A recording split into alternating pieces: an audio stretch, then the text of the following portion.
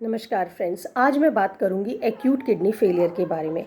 Acute kidney failure को हम acute renal failure भी कह सकते हैं। ये एक वो कंडीशन होती है जिसमें कि किडनी का जो फंक्शन है वो टोटली इम्पेयर हो जाता है कुछ आवर्स के लिए या कुछ घंटों के लिए या कुछ दिन के लिए, 1 या 2 दिन के लिए। पेशेंट क्रिटिकल कंडीशन में भी हो सकता है और पेशेंट अनक्रिटिकल भी हो सकता है।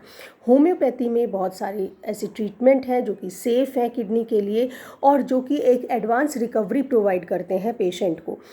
अब बात आती है कि एक्यूट किडनी फेलियर है क्या। ये सडन ऑनसेट होता है, एकदम से होता है पेशेंट को, जिसमें कि किडनी की फंक्शनिंग इम्पेयरमेंट हो जाती है।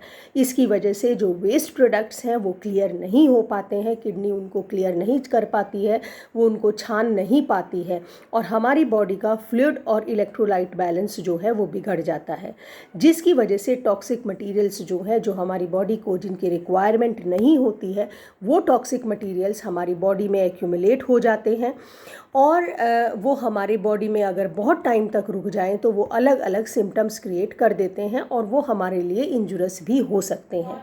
ये एक्यूट कंडीशन जो होती है ये क्रोनिक से डिफरेंट होती है, क्योंकि क्रोनिक किडनी डिजीज़ जो होती है वो बहुत स्लोली डेवलप होती है और उसको अर्जेंट ट्रीटमेंट की रिक्वायरमेंट पड़ती है जब भी उस पेशेंट जो होता है सीरियस मेडिकल पिक्चर क्रिएट कर देता है।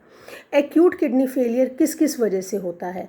अगर आपकी किडनीज़ में रिड्यूस्ड ब्लड फ्लो हो जाए, ब्लड का जो फ्लो है वो किडनी में घट जाए तो एक्यूट किडनी फेलियर हो सकती है। किसी कारणवश अगर आपकी किडनी में कोई इंजरी हो जाए तो उस वजह से भी ये हो सकता है, या फिर कोई ऑब्स्ट्रक्शन आ जाए, कोई रुकावट आ जाए यूरिन के, पेशाब के रास्ते में।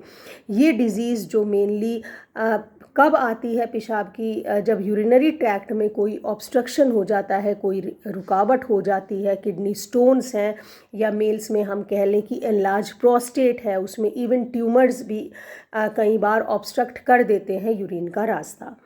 एक्यूट किडनी के क्या क्या सिम्टम्स होंगे? सबसे पहले तो ये होगा कि पेशेंट को यूरिन कम आएगा, उसकी यूरिन आउटपुट घट जाएगी। दूसरा, स्वेलिंग यानी कि सूजन आ जाएगी, जो फ्लूइड उसकी बॉडी में, जो गंदे पदार्थ निकलने चाहिए थे यूरिन से, वो यूरिन से नहीं निकले हैं तो उसकी बॉडी पर उसको स्वेलिंग आ जाएगी और बहुत ज़्यादा थकान भी फील होगी।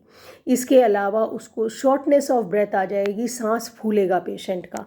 और टॉक्सिन्स की वजह से कई बार पेशेंट को जो है कन्फ्यूजन हो जाता है, वो स्टेट ऑफ कन्फ्यूजन में रहता है, उसको जो है चीज़ें समझ में नहीं आती और वो बहुत ज़्यादा डिस्टर्ब रहता है। जहाँ तक होम्योपैथिक मेडिसिन्स का सवाल है तो होम्योपैथी में वाइड रेंज ऑफ मेडिसिन्स हैं जिनको हम सिम्टोमेटोलॉजी के बेस पर पेशेंट को इंडिविजुअलाइज करके हम उनको देते हैं। फर्स्ट मेडिसिन आती है एपस मेलिफिका। एपस मेलिफिका उस केस में हम यूज़ करते हैं जहाँ पर स्वेलिंग बहुत ज़्यादा है, पर्टिकुलरली फेस पे पेशेंट की स्वेलिंग मिलेगी और लेग्स पे मिलेगी और पेशेंट के लिए बहुत ज़्यादा पेनफुल होता है कि वो यूरिन पास नहीं कर पाता है, वो बहुत पेनफुल कंडीशन हो जाती है। नेक्स्ट मेडिसिन आती है टेरीबेंथिना। टेरीबेंथिना उस केस में हम यूज़ करते हैं जहाँ पर पेन के साथ साथ पेशेंट को ब्लड पास हो रहा है यूरिन में, तो आप टेरीबेंथिना यूज़ कर सकते हैं। लाइकोपोडियम हम जब देते हैं जब पेशेंट को एब्डोमिनल डिस्टेंशन है, मतलब इनेबिलिटी टू पास यूरिन तो है, इसके अलावा उसका जो एब्डोमेन है वो बहुत ज़्यादा फूला हुआ है।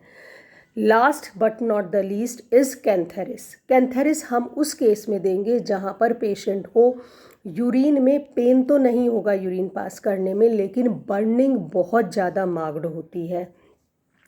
ये सारी मेडिसिन्स आपको एक्यूट रिनल फेलियर के लिए, आपके लिए बहुत ज़्यादा हेल्पफुल हो सकती हैं, लेकिन फिर भी अगर आप इस कंडीशन से जूझ रहे हैं, एक्यूट रिनल फेलियर से जूझ रहे हैं, तो होम्योपैथ के कंसल्टेशन पर ही आप मेडिसिन्स लें।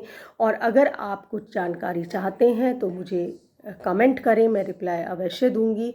और अगर मेरा चैनल इन्फॉर्मेटिव लगता है तो काइंडली शेयर, लाइक और सब्सक्राइब करें और जाने अनजाने में किसी नीडी की हेल्प का साधन बने। Thank you.